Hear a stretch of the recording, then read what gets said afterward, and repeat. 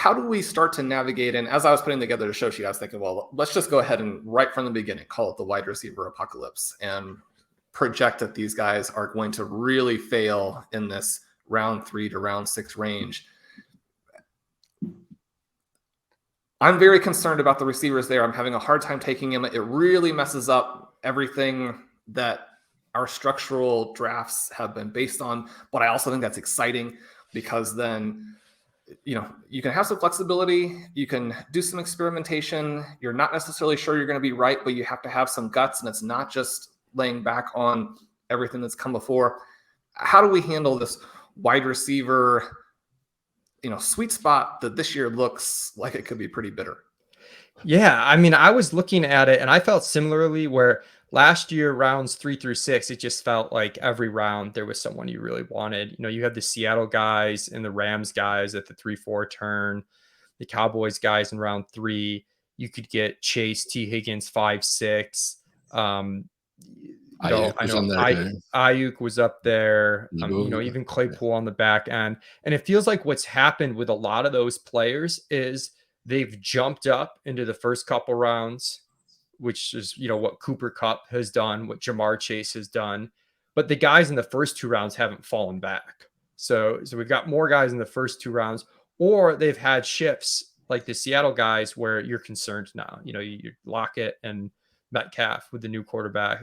That's concerning. And so it does seem like there's more question marks. I like Elijah Moore. Everybody likes the upside case for Elijah Moore, but you are not getting any sort of discount for a guy playing with Zach Wilson, who we're projecting a little bit, going at the 4-5 turn. So I'm glad to hear you think similarly, because again, I wasn't sure if I was just going crazy or just like overthinking it early in the year. And now I've rambled and kind of forgot the question I was even supposed to answer, but that was sort of how I saw the wide receiver position to start.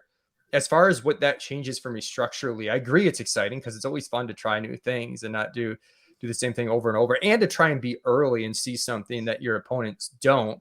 To me, I feel like I'm more likely to take a wide receiver in those first couple rounds where I feel like the gap is a little bit more important. Sometimes in the past, I felt that as much as in redraft, I love drafting really wide receiver heavy early, that sometimes in the first couple rounds, it could be overvalued in best ball just because the way the best ball scoring works, guys like Devontae Adams, the consistency is such a huge edge in redraft, and you lose that edge a little bit in best ball when a down week from the receiver you took in round 4 can be replaced by these 6 bench wide receivers.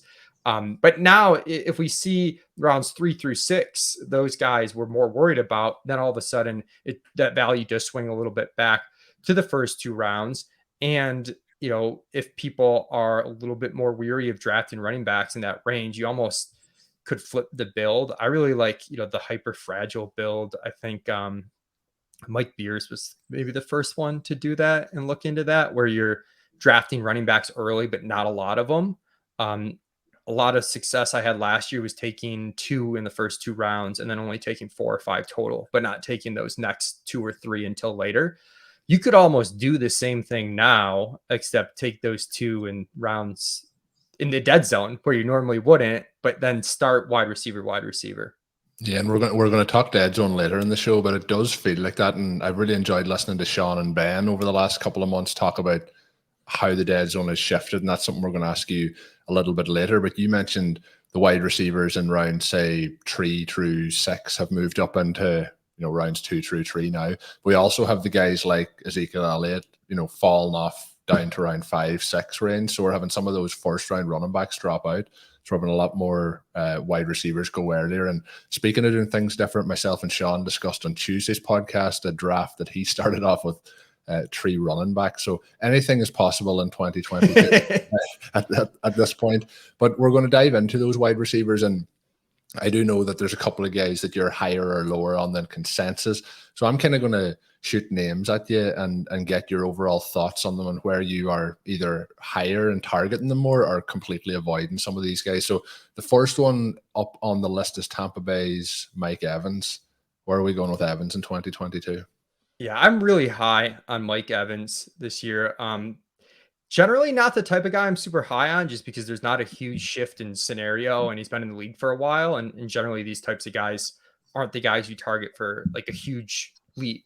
But because this zone is a little bit scarier in the past, I think his relative value is a bit better. And I mentioned with Brady, the pass rate over expectation, Tampa Bay had 30 more air yards per game than the second closest team. That's like an extra 1.5 games of air yards over the second highest team. So there's so much opportunity here. Godwin's starting the year likely banged up as he recovers from ACL. I don't believe Gronk has officially decided yet if he's coming back or not. So there might be, some room there for some more targets. And it feels really safe. It's the offense you want to invest in. They're one of the highest projected scoring offenses.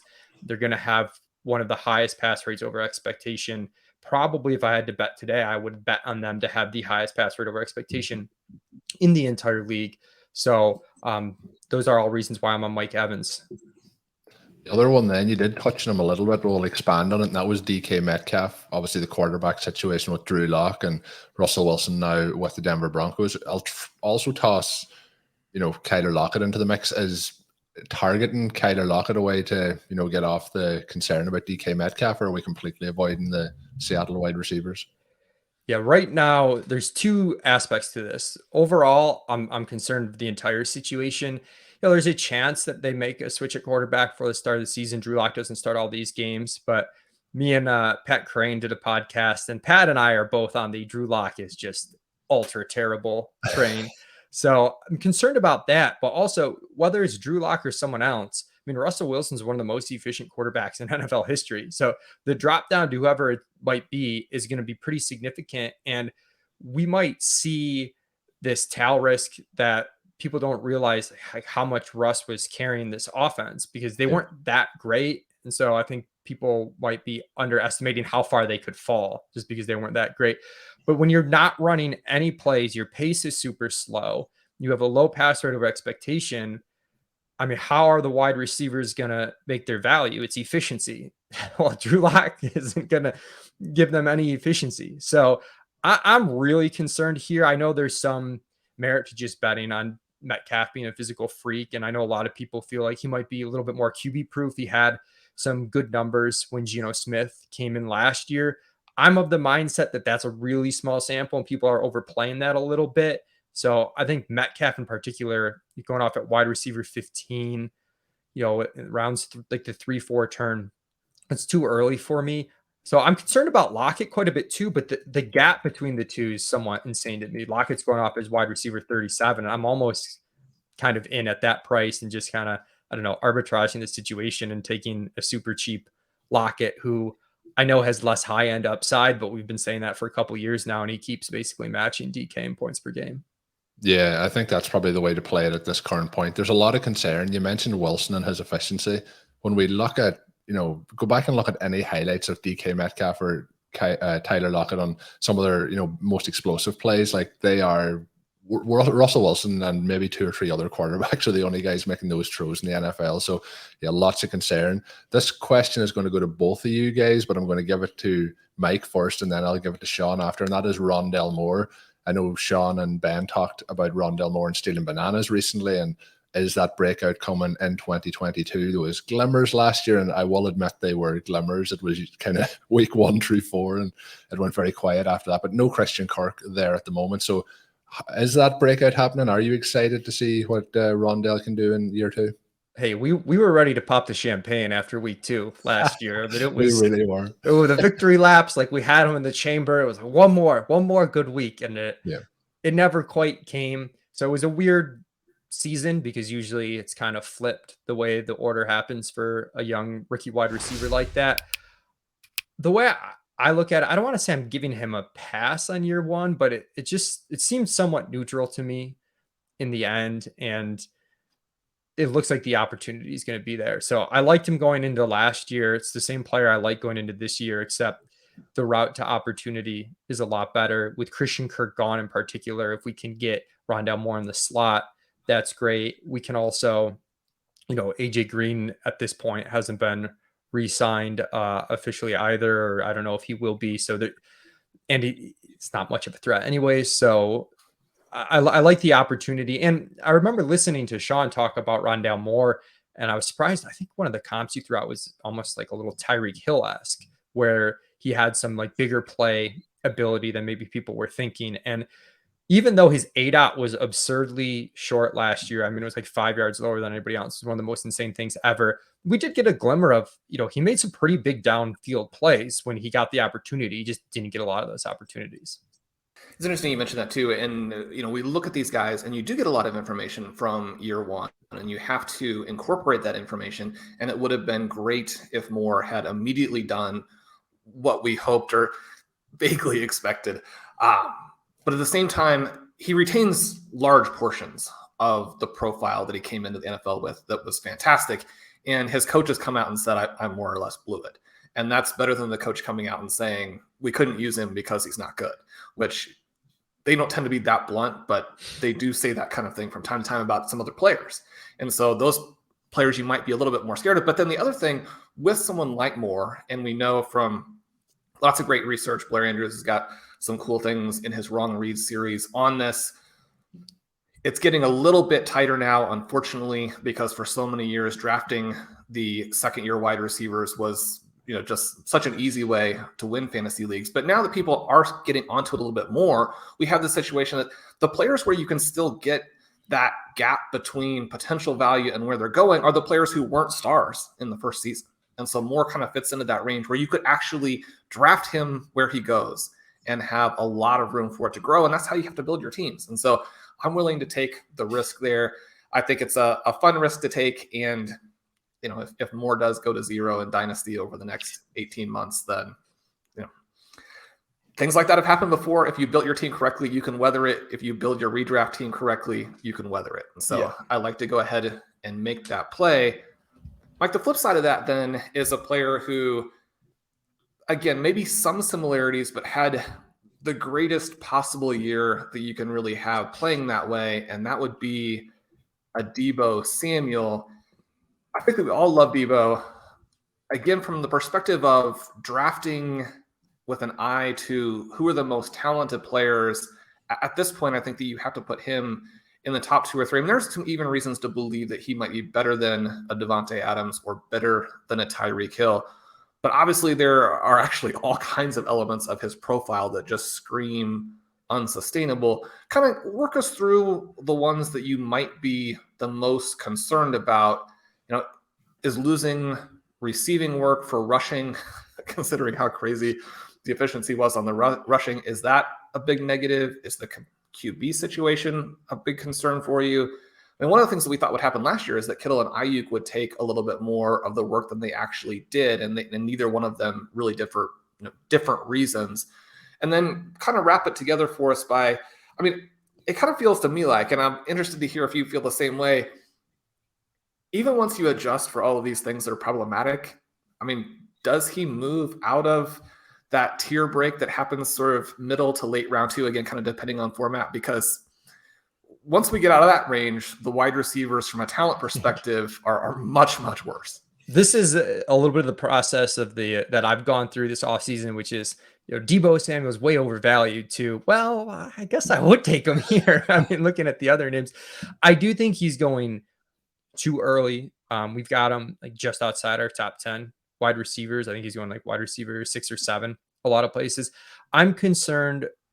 I think like a few things adding up. You hit on all of them. One, the efficiency, both rushing and receiving, it just has to come back down to earth. His touchdown rate on rush attempts was insane. And it's not like he was only getting goal line carries. He had like a goal line specialist rushing TD rate.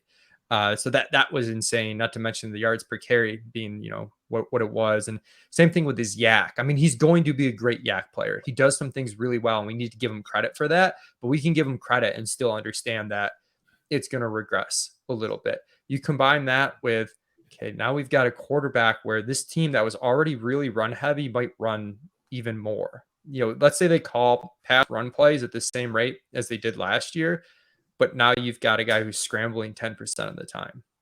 You've just cut down the available targets 10% from what you had last year. And as much, crap as Jimmy Garoppolo gets, whether it's him or the offense, the dude's around 8 yards per attempt every year among the league leaders. So he's getting guys the ball. So there might be more room to fall off than to grow there. I might be a little spurned by being so high on Trey Lance last year and having it just burn me so much. So I'll listen to that, understanding that bias that could be seeping in. And then the Ayuk Kittle thing you mentioned, Kittle missed some time. Seems like he always does, but he missed some time. Ayuk, for whatever reason, was buried to start the year. And we did see Debo, see a little bit of a floor a couple weeks when Kittle was back and playing well, and Ayuk was had emerged as like the clear second wide receiver there. So I think just like all those things added up make me a little bit worried, even though we definitely have to respect Debo's skill set. So for me, I prefer CeeDee Lamb, although at this point the market's like adjusted and they're really on CeeDee Lamb. But CeeDee Lamb, AJ Brown, even T Higgins, I think I would take Evans, who we talked about, over Debo. But it starts to get close when you get into like Evans, DeAndre Hopkins territory. Did you enjoy that clip? Make sure you hit that subscribe button to get more content from RotoViz. And of course, you can check out full-length podcasts at rotoviz.com/podcast. Available on all podcast platforms. Check out our wide range of content. Once again, rotoviz.com/podcast.